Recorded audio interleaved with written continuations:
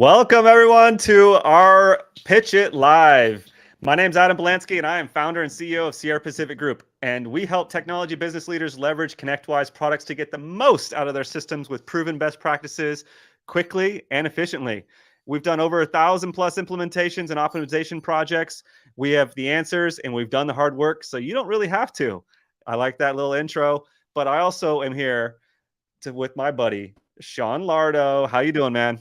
Fantastic. I feel like a game show host right there. I got it down to a science. You did. It was, and I was like pointing to like you had it. Like I was equally excited with you. It only took 6, so we're on number 7 now of Pitch It Live. So yes. Can you tell us a little bit about Pitch It? Yeah. So what we can say, we're on 7 of 18, right? Because we have exactly we have is 18 vendor, participant, contestants, whatever you want to call, that are all going for the prize of becoming first, go through the preliminary and become 3 of the finalists to eventually become the number 1 winner for $70,000. Second place, $30,000. Third place, hey, you get a free booth and good to see you, shaking hands. And we always have free food at conferences. So that's always nice. But the goal behind it all is to be able to follow in the lines of trying to encourage prosperity amongst the groups. Finding vendors that play well, work well, connect well with ConnectWise, but most importantly are able to actually support the MSPs and their journey of moving towards excellence. And actually, funny thing is, I watched the video today, I read the article around it about the fact that how important automation is to be now that we're all cloud based. I mean, it just becomes ridiculously increasingly required.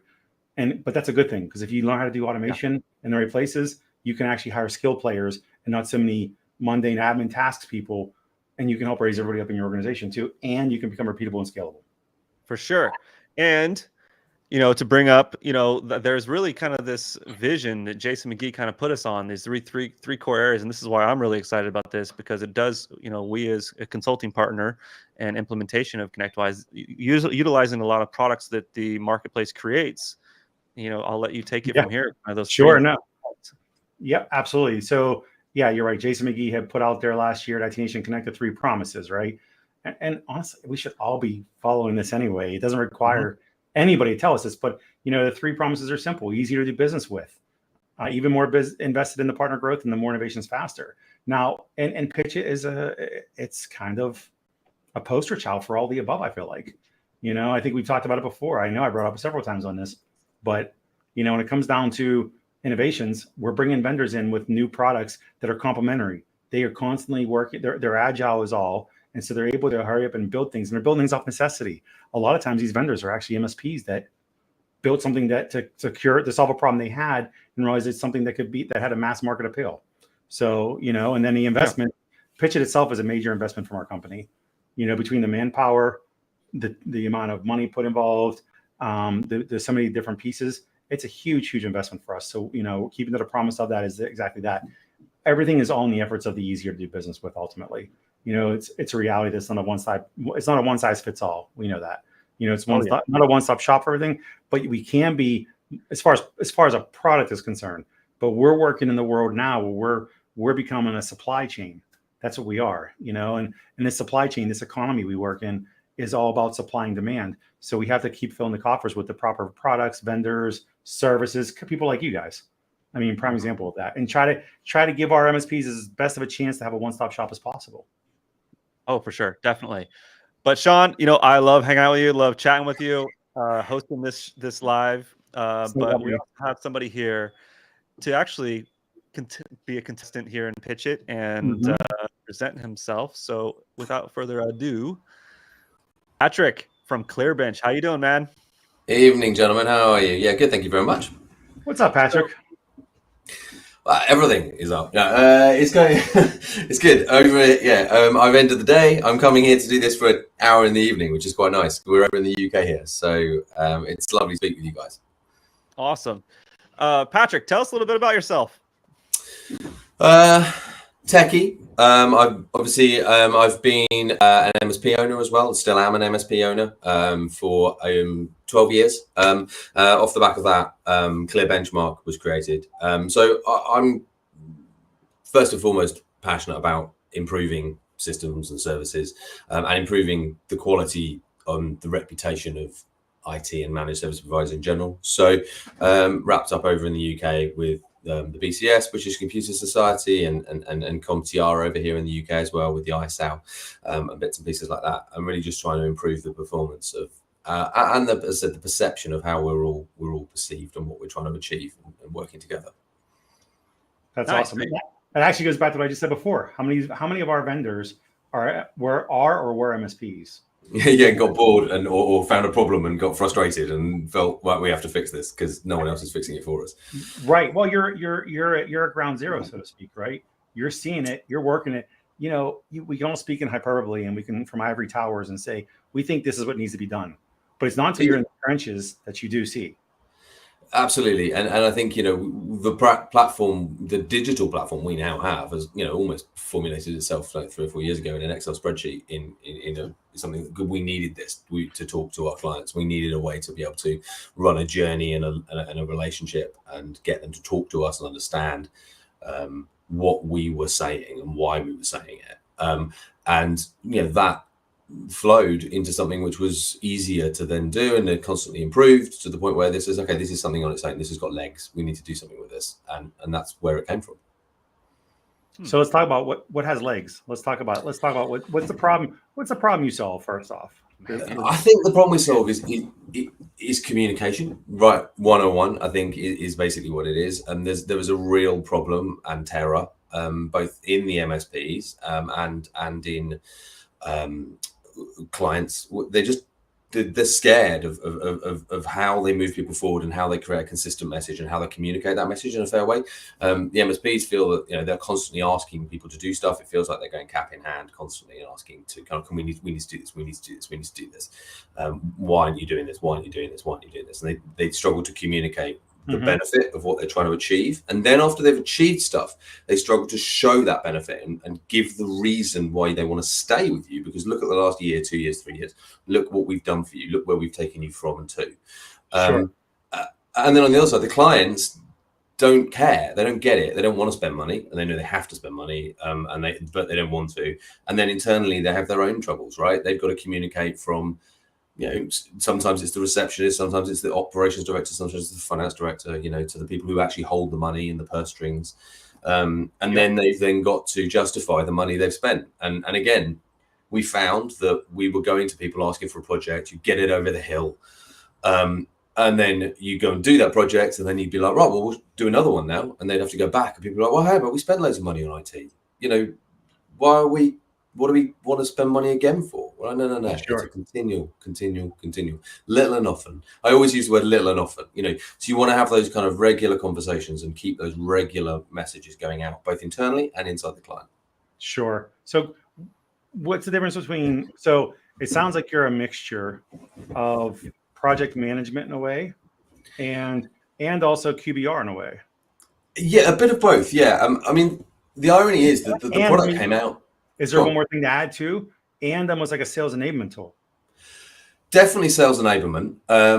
Ironically, it came out, the original concept was actually aimed at the client, not the MSPs. You know, so in the UK, and I think this is equally comparable to the America, it is expensive to get advice in cybersecurity or anything like that. And for most medium SMEs, they can barely afford that advice. And when they can get that advice, they sure as hell can't afford to check that with a second person and get that. And even when they do that, the advice will go away quite quickly. So someone will come in and do an audit or go away, or come in and give you 2 weeks consultancy and tell you what you should be doing, and they'll be gone because you can't afford to keep them anymore. And you can't afford to pay that. And that's who most MSPs are dealing with. They're dealing with small to medium clients, and they need a relationship, a continual relationship. So the concept of the platform was clear talking, so Clearbenchmark. It was a platform that would stay around and would hold the hand of the people, the clients. So they would have a journey to go on, and they would do this and then do this and do this, and then the next thing they would do is this and this and this, because a lot of what clients need to do is quite formulaic. I mean, there are a million frameworks out there, you know, you NIST over there and stuff over in America, and in the UK, we've got things like Cyber Essentials, and we've got NIS and the minimum cybersecurity standards for the government. Most of them come back to a similar kind of vibe for small to medium businesses. And actually, you can distill a lot of that down into a quite consistent message and journey for most MSPs. Sometimes the implementation is a little bit different of the task, but the question of have you got this or is this in place, it stands up almost always. And then it's down to the MSP to interpret that and sort of put that, okay, well, this is how we're solving that solution. So how does that work then? So the way we found it works. Is it a product and a service? Yeah, it's a bit of both. So the way we found it works, so because it was, came from that client, so I guess the point there is that we found it then suddenly empowered our MSP and other MSPs, non-technical people. So the irony is that most of the people that have the conversations with clients are non-technical. They're account managers, client engagement teams, they're sales reps, they're people like that who've got some technical. Of course they are. They're in MSP, but they're not your technical guys. So a lot of the time, what you have to do is drag your technical guys off the desk or off the projects they're doing to come and review what your sales teams are trying to tell people or what your client engagement team is trying to tell people. And the other thing is that you end up with a lot of risk when you take on a new client and you don't initially look at them, right? So if you bring them on and chuck them in the help desk and sell some services in there, but you do your line in the sand, what you've effectively done is taken that company on, and you have a small window as an MSP of maybe 2 to 3 months to be able to blame the guys from before and say, this isn't our problem, this is the reason before. After that, it is squarely and solely your problem. And if it goes wrong or it falls over or you get attacked or the security is awful, then that's on your shoulders and it should be at that point. So the concept is that you benchmark. So the benchmark is the starting point. It's a level-based benchmark, 1, 2, 3, 4, 5. And we use pretty simple terms. So we use things like getting started, which is your level 0, all the way up to going proactive for threat hunting. So, and it may be that some clients never get to level 4 or 5. They're just not, they're too small for that. They just haven't got the value for that. But what you do effectively is day one, take your client on as part of your onboarding process. You run them through the benchmark, and you sort of, this is your line in the sand. And then you've got a dashboard, and you've got reports to show the client exactly where they stand right now, and all the bad things and all the things that need to be improved. And then from that benchmark, you start your journey, and that's your roadmap, right? Which follows on from that. And the platform lets you do that, and the platform lets you do projects. And you attach your tasks from your benchmark to your projects, and as you're doing your projects in your your quarterly meetings or you then review those and you close them, and when you close them, it improves your benchmark and you're stepping up the levels and you're improving yourself. So there's a lot of different angles there. It's helping you sign off and have that communication with your client. We do now sort of a 6-month and a 12-month roadmap. So going back to that point I made earlier about really struggling to kind of go cap in hand all the time to your clients to say, I want to do this, I want to do this. You're pre-telling them, you're saying, this is what our goal is for the year, and the budget for the year is this, and this is what we're aiming to try and achieve. And they can get that signed off as a concept.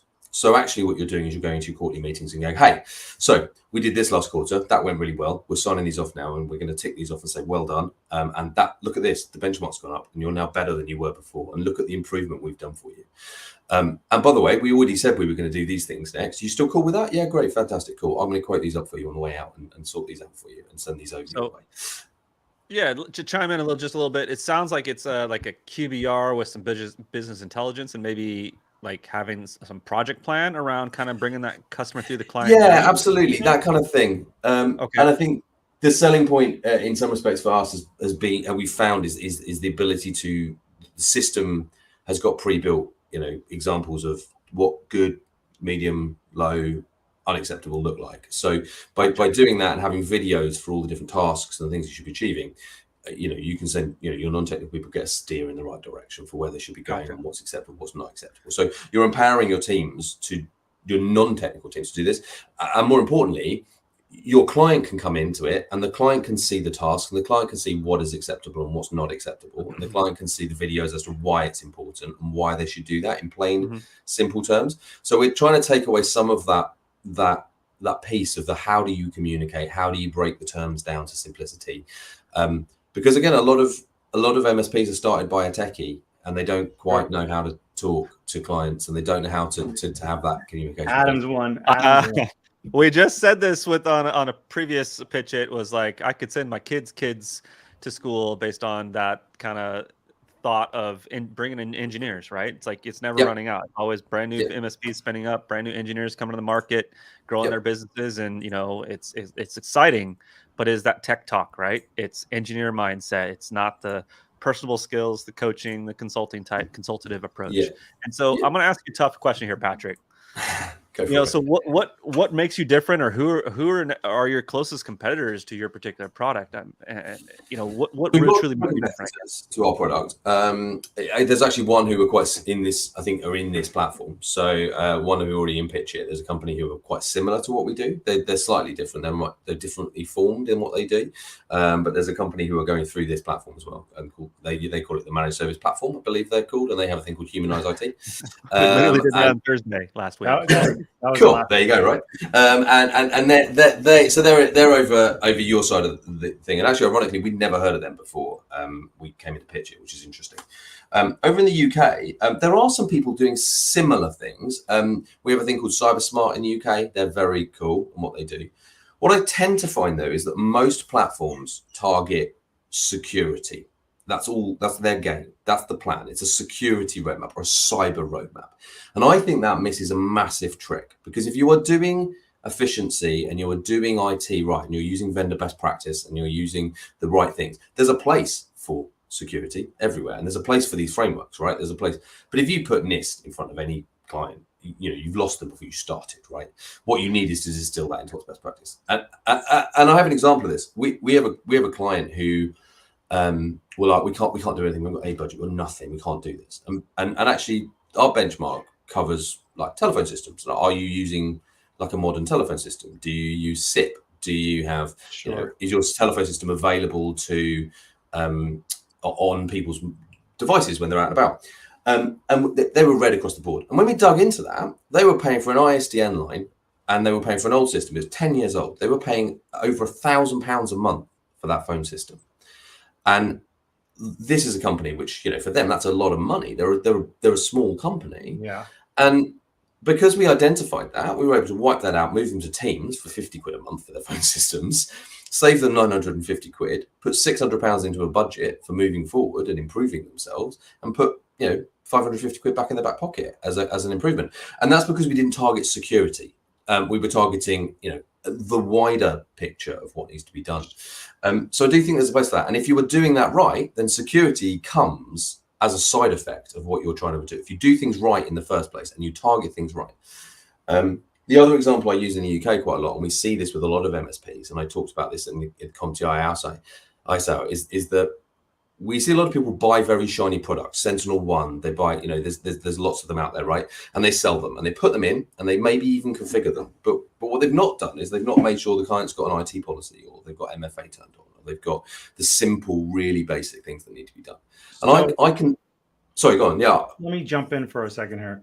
So is it safe to say that your offering holistically is about business outcomes and improving overall business efficiency while helping them to align their stack? Yeah, and at the same time to get more secure and to get more efficient and to get save money. I mean, you said most people that go into the benchmark platform come out of it, obviously you spend capital expenditure on doing projects, but they're monthly recurring. The amount of projects we've done where we've gone in and done the benchmark, and then and it's impossible to start a conversation with this client, right? And they won't do it because they can't spend money. And you go and do the benchmark free of charge. You don't charge for that. That's part of your risk management as a managed service provider. We've done this. We've told you all the bad.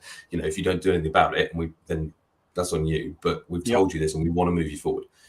And then you go, this is really bad, and this is really bad, and this is bad. And you're paying for this. And you're paying for four times the amount of licenses you need. Let's kill these. Let's improve this. You're getting this goodwill for nothing. You're not even, you're not having to put a huge amount of effort into this, and you're getting money back to the client, and you can then start to say, well, why don't we repurpose this? And we do that, and rather than being spent on something that was put in years ago, they can spend it on your stack or what you think is better and what you think is the way forward. Okay. So also a couple of things to add to that, and this is from what I'm understanding. Not only are you doing all those things, but you're also that sales enablement piece as well, and clear expectations, and and how to communicate. You mentioned the communication thing a few times. So, do you have templated content? Do you? Yes. And also a process or like a workflow or playbook? Yes, both of those things. So there's a workflow that you run through in the system. So and You can customize, you can add your own tasks to our benchmarks, if that makes sense. But the concept is the benchmark is aligned to best practice and to things like the frameworks that exist out there. So, it does the hard work for you. If you are an MSP and you want to add a question in there, you can do that, but you don't need to do that. So the steps, so you don't have to start from scratch and build it. And it's not also that you've got 400 templates of 400 projects and you've got to choose the one you want, or the framework I want to follow, or I want to do this, I want to do this. If you follow through it, it'll tell you you're this far through Cyber Essentials in the UK, or you're this far through this, or you're where you're going. And you can go after that if you want to, but it's not the concept specifically of what the product is. And as you say, you've then got templated benchmark reports, templated roadmap reports that you can send out. And there's a portal that the client can sign into as well, with a sliding scale and a risk against time or metrics. So, and this is how you reference back to your improvement, right? So you're starting to say to your client, well, look, you've been with us for 2 years now. Look where you were, look where you are, and look how we've managed to mitigate your risk and remove that down. I talk about communication, like you said, Sean, and just one last point. You mentioned, a lot of people talk about the product when they talk to clients. They talk about, let's go and put advanced threat protection, and you just watch the eyes glaze over with the board or people like that. Whereas if you go, this is the risk right now of something going horribly wrong. It's red, right? It's really red. And they go, how much does it cost to improve that and make that go away? Then they say I'm colorblind, and you're like, well, yeah. What do you see? It's a darker gray. That's what it is. Darker gray. Yeah, totally. Yeah, it's darker gray, and it says high risk next to it. Well, that's good. At least you're acknowledging all the above. Yeah. So when you're doing this, is this considered the MSP as your client then? So originally, we were going to do both. We were going to go after the clients, and I do see there's a position in the future for this platform to go after the clients and still benefit the MSPs, because even clients will hit a point in the platform where they can't go any further. And I see a scenario where the platform could then point them to an MSP and say, you're stuck, right? Why don't you get some help? And that would then do that. But right now, what we found, I think possibly because of the ecosystem I find myself in, but also because of the way we've seen this, and we've seen the benefit in our company and in companies that we're working with. MSP is where we're going with this. At the moment, it works brilliantly. It takes so much pain away so quickly, and facilitates these conversations. And it feels to the clients like a huge step change. I found, in a good way, in a sort of, they're like, oh my God, this is incredible, and this is free. I sat with a client the other day and I demoed it to them and said, this is what we're going to do. This is the platform we're moving you to. And they went, okay, how much is it going to cost me? And I went, nothing. This is what we do. This is part of who we are. Oh my God, that's cool. Awesome. So I guess you could charge for it. It's up to MSPs what they decide they want to do with it. But sure. It's not envisioned in my mind that the money and the value out of this comes out of the roadmap and the projects and the continual journey you have with these clients. Sure. No, that makes sense. It's the efficiency and the effectiveness of it. Definitely. And like using your example of the phone service, if I can show you that you were spending $20,000 on something and I took you down to $11,000, I justified my cost for the year on other overnight. things. Yeah, just like that. Yeah, absolutely. Like, and we can look at other things. And now that I've saved you this, this $9,000 or whatever I saved you on this, this is something that you were missing on. Back to your benchmarks. We had talked about doing this, but you couldn't afford it because of the difference in cost. So now you have that money. Let's go.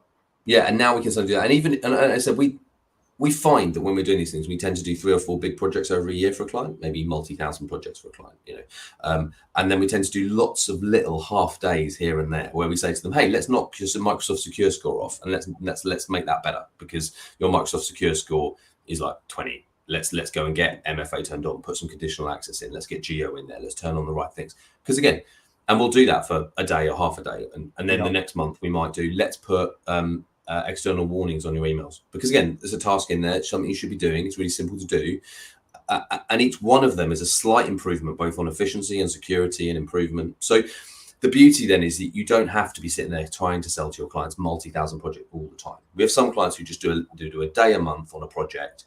Over the year, that's, to me as a MSP, that might be 8-9 grand of project time, because it adds up.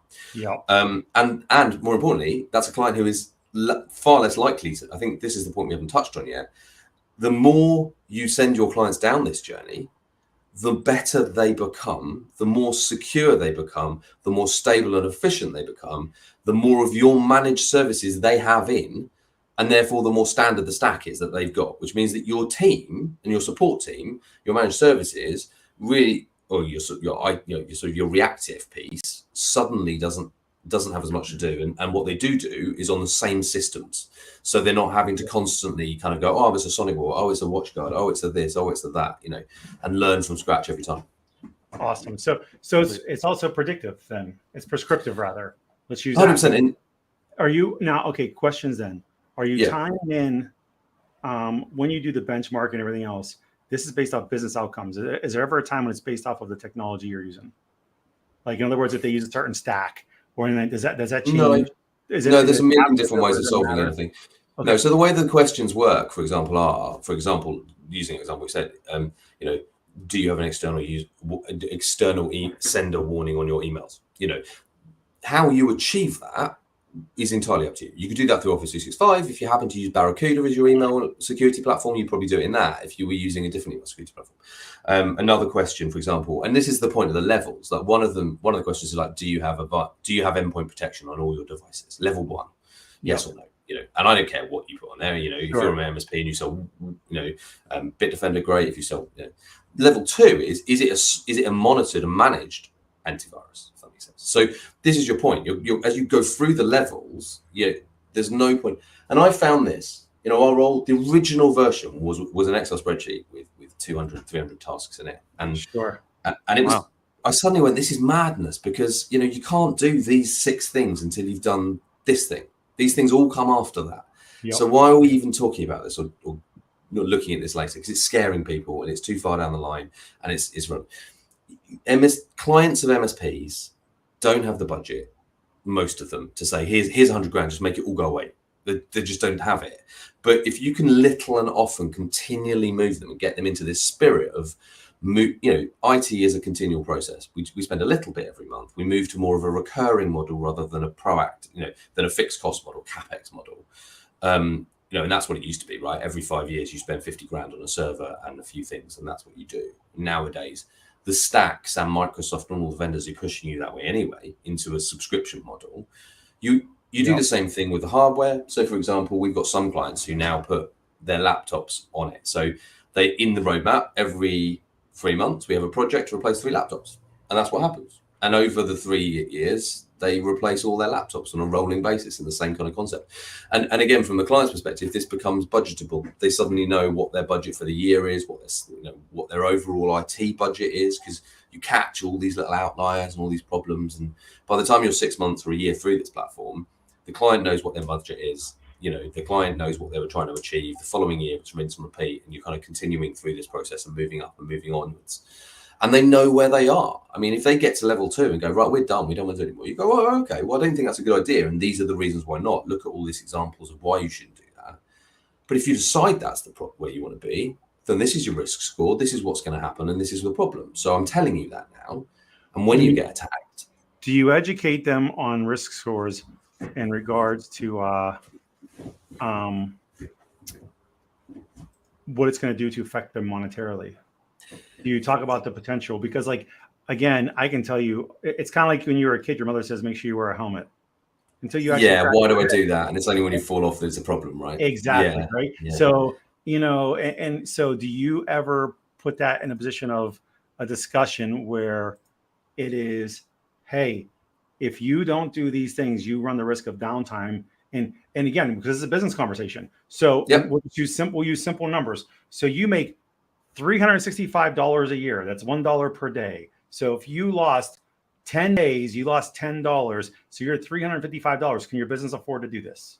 Yeah, and I think we find we talk about that in the conversations with the clients, right? So I don't think the benchmark platform does that as such. Although I think there's an area that's a good idea. I think the platform could do that. And I think one of the I feel like it's something you could do, right? I mean, if you're, and again, I'm only thinking in the sense of QBRs and what they do. I know you said you're not a QBR exactly, but you have the elements of it. Because I'm going to assume, and I haven't even asked the question, but as far as integrations are concerned, is there a way that they track? Because on benchmarking, part of your benchmarking, doesn't it consist of products that need to be renewed or being sunset software wise or anything along those lines? Yeah. So we're not replacing something like IT Glue or IT Boost or something like that. Sure. You have a documentation platform, and that's where that should live. Sure. What we are doing is we will pull information in for that. And what we will also do is the tasks will reopen if they're appropriate to reopen, or they'll re-add in at levels if things change.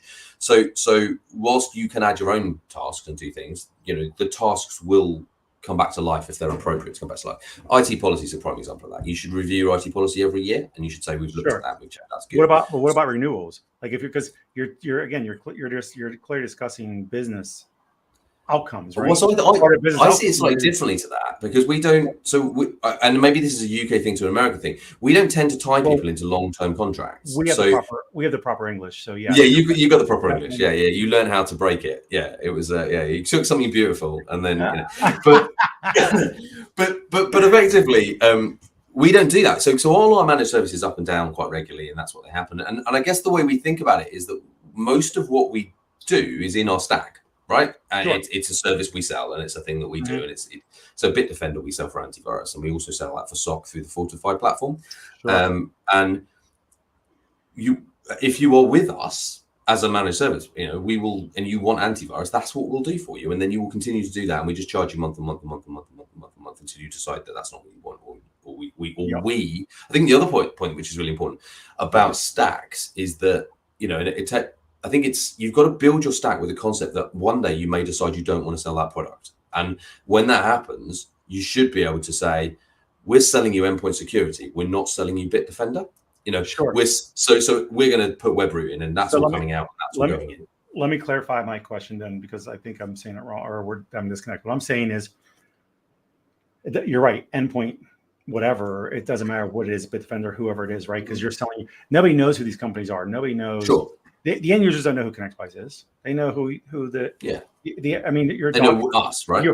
They know who you are because you're the first line of defense for them. You're the relationship. What I'm saying though is when you're talking about business outcomes and what they're going to do for the year and how much they're spending, part of the conversation is in licensing, regardless. I see what you mean. Regardless of whatever the company is, or product is, So are you tying in? Hey, you're due to renew, because a lot of MSPs don't. They actually. I see what you mean. They itemize. You're buying these products like Microsoft 365. You're buying. This is the cost per user. You're buying that. That's not our services. Our services are here. This is our. So I get what you mean now. So the Clearbenchmark platform doesn't do that, and I think that's an interesting idea. But we and most MSPs who seem to be doing this already have a platform that does that, which is IT Glue and or IT Boost. So there's integrations then. So exactly. So what I refer to do would integrate with one of those platforms and pull that data in. And in the same way that we have in Q3, we're planning to integrate into things like Automate and things like that, so that we can actually. So some of the questions like, do you have any out of date software, for example? So that's going to be OSs, for example, and we also then talk about software separately.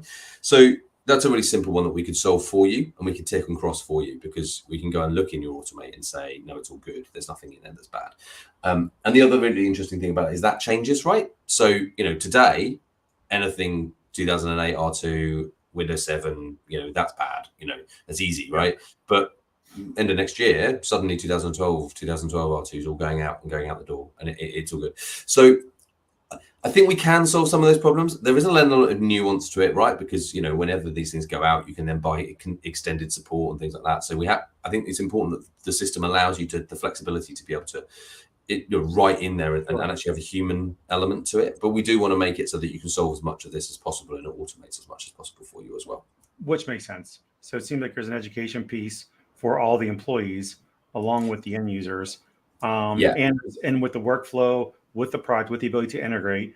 I can have a real conversation about your business and show the value, which it goes back to your first thing you said, which is MSPs have a difficult time establishing what their value is after it's been fixed.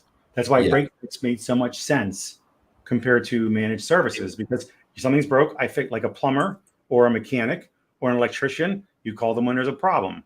That's what break-fix was all about, right? Yeah, 100%. Yeah. But okay, so here's the conversation then too. Do you then, MSPs, if they find that they can save them money, do they also then start having the conversation around like, you're going to pay us more because we saved you money? the way I see it Great now, value. I'm just saying, if I No, save it's a fair point. $100 million a year and I ask for 250,000, I think you won, right? Yeah, I think as a managed service provider, I think, I see it. I see what we do as slightly different. It's become a dawning moment over the last 3 or 4 years. And COVID's been good for that in some respects. I mean, it's been awful for everything else. But we used to be a break fix shop. My MSP used to be, maybe 3-4 years ago. And when you become a managed service provider, you're no longer engaging with anyone on IT break fix. You're engaging with them at a strategy and a planning level. Should be. You should be engaging at a business and a strategy level. And you don't care how they come on, right? They just want endpoint security. Sure, come on with endpoint security. That's fine. We'll sell you that. And then we'll sit down and do our quarterly meetings with you, and we'll then cross-sell you into these other platforms and services. Happens to be that most people end up with the break fix service, right? And that happens to be what you do. But it shouldn't need to be. And I think to your point, Sean, if you are talking at that strategy and roadmap level and that benchmark and the business level, then I think those conversations tend to come much more naturally. And you spend a lot less time answering why was this ticket not solved within 2 minutes and what was this problem or why did that fall over? Because it's kind of incidental then, because you're now talking, they know everything that's shit. You've told them that because it's in the benchmark. So when that falls over, you go, yeah, remember we were going to fix that in 2 months' time. And it's not such an issue. Because you're educating the clients into where they are on that journey, they don't get such it. And then because you have that better conversation and you're talking to key people within the organization, it's then much easier to have that conversation around money and around how much will be worth to you and the value of what we're trying to achieve.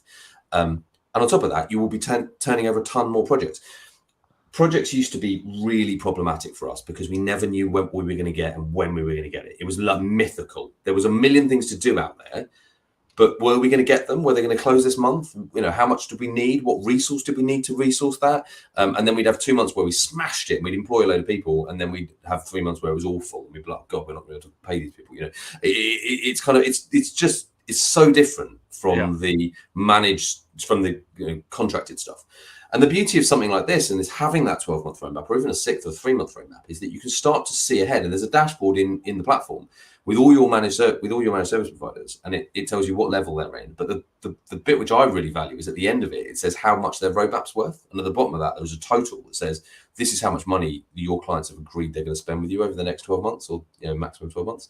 So you can then start to actually understand, almost in a recurring fashion, or sort of in a predictive and plannable way, what's coming in and how am I going to resource that. But you're also training the habits, right? Yeah, from a client perspective, yeah. Well, from not just the client, from the MSP. Also, if I give you the same list over and over, same workflow over and over, and you keep doing it, it becomes a trained process. Yeah, and that workflow changes, and we take a lot of that problem away from you, right? So we can change. If something big comes up, we will put that in there, and we'll change that in line with the frameworks and the way they work, and that takes a lot of the risk away from the managed, from the owners of the MSPs. They're not having to constantly be like, oh, how. Is this, am I going to miss something? Am I going to miss something?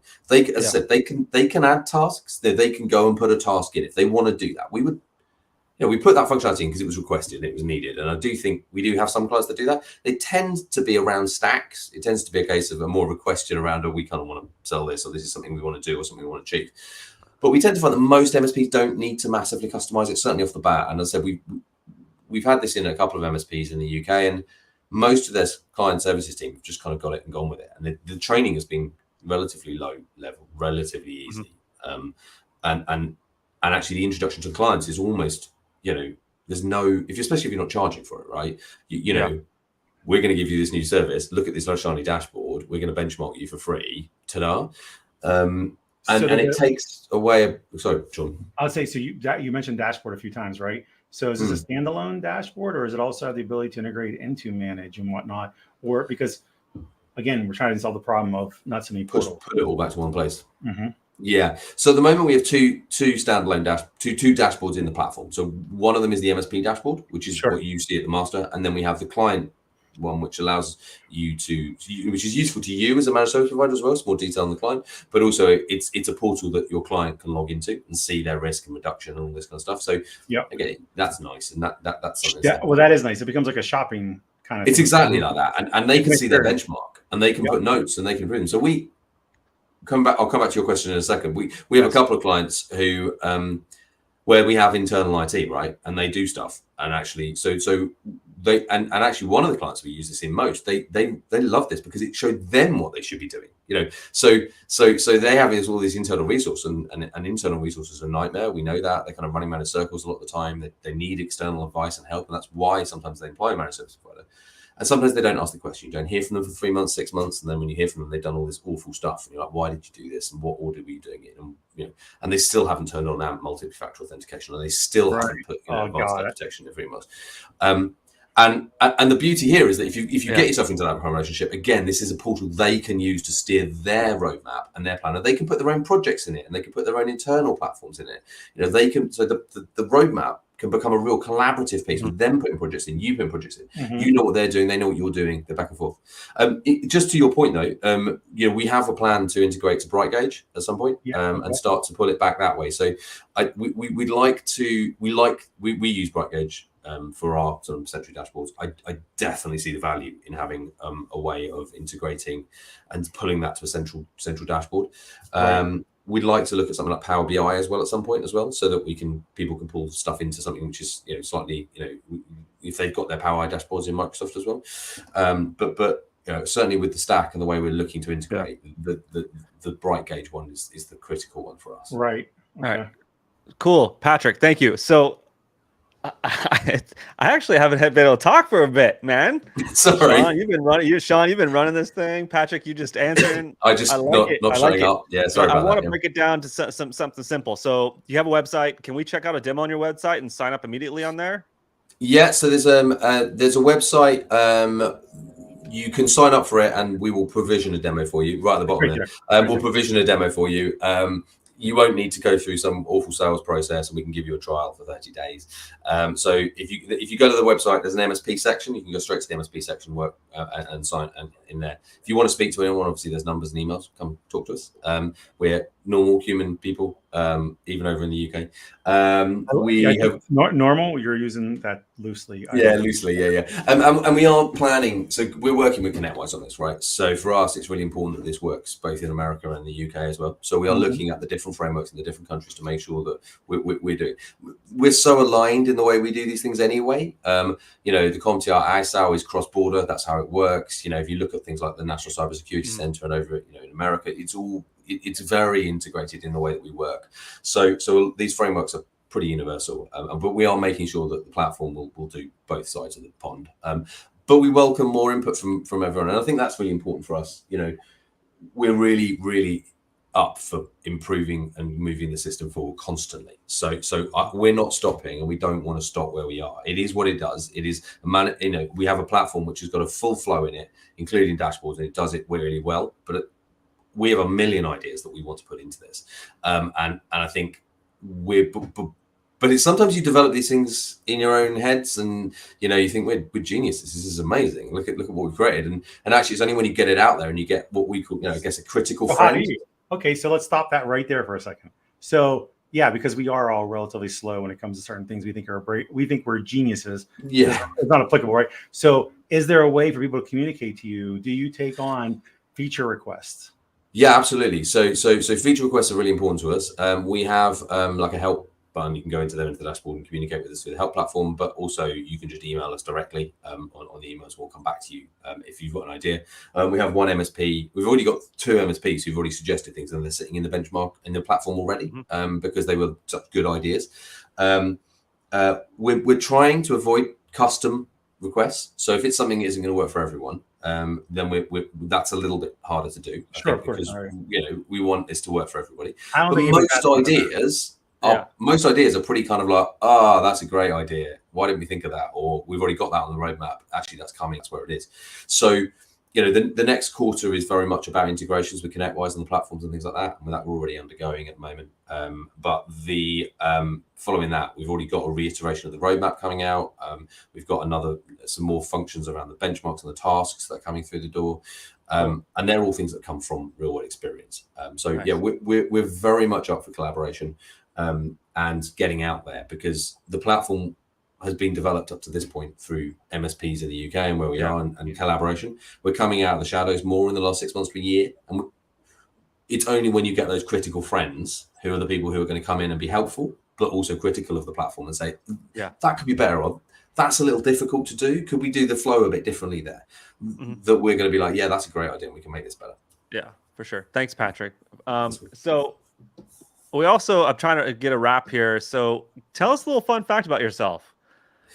Oh, lots. Other than I'm in the UK, I think my fun fact on the sheet was that I'm an average tap dancer. Average tap dancer. Yeah. Very average tap dancer. Are you sticking with that? Or Yeah, well, it's a lost art, I'd say. And I'm not doing a dance on here right now. I think fun fact. I mean, it's hard, right? I think tap dancer. I mean, it's pretty. Average tap dancer. I mean, yeah. To be fair, it's something I did when I was younger, and I picked up again about 5 years I can't move my feet that fast, or whatever it is. Like if it was like typing using a mouse, I think I win. I'm good. But I say, well, the reason I think I did it was because it is impossible to worry or think about anything while you're doing something like that. Because you're concentrating. Because you're concentrating. So I could spend an hour like off doing something completely different, and it's nothing like that. And it's good for your calves. You'll get really. And it's good for your calves. Yeah, exactly. When you wear your halo, nice. I get it. Yeah, it's good. Yeah, so that's good. Patrick, any closing thoughts? Last minute, quickly, Clearbenchmark. Any last minute thoughts? No, I think just to say thank you for having me on. It's been really interesting to talk to you both, and I'm really enjoying the PitchIT program in general. We're learning a lot through that as well, and it's helping us grow and mature as a business. I think we'd really welcome MSPs to reach out to us, even if they look at the website and think, "Oh, maybe can't." No, we want to be able to get out there, show you how it works, and we want to improve it for you as well. We are at that point in our growth where we take that critical comment quite well. It's not going to offend us or upset us, and we really want to now develop this as it gets more fully featured and driven the way the community wants it driven. For sure. Cool. Awesome. Well, Patrick, it's been a pleasure. Sean, any closing thoughts, man? Thanks, Patrick. This was a good conversation between you and I. Adam, not so much. But I would quiet one on this one. No, it was good. It was insightful. I'd venture to say that people probably should take a look at your website to get a better grasp of everything. But yeah, no, thanks for being part of it. Thanks for being part of all this. And I don't know. I'm not going to say anything else because Adam has to say some things in this call. He has to close it off. Yeah, I do. Don't worry about upcoming events. Just saying. Hey, I got that. So, a couple of things. So I'm excited to have you here, Patrick. It's been a pleasure learning about Clearbench. Sean, as always, it's been a pleasure for co-hosting this thing and you facilitating a lot of the PitchIT Live and the team behind the face, if you will. There is another live Thursday at 12 Pacific, 3 Eastern, and then we're basically off for a couple weeks, and so we are about halfway through. So yes, we're off for a couple weeks because of you. Hey, I have a honeymoon I gotta go take care of. So. You're coming my way, aren't you? I am coming your way. I feel like you've been on honeymoon a lot, according to your social media.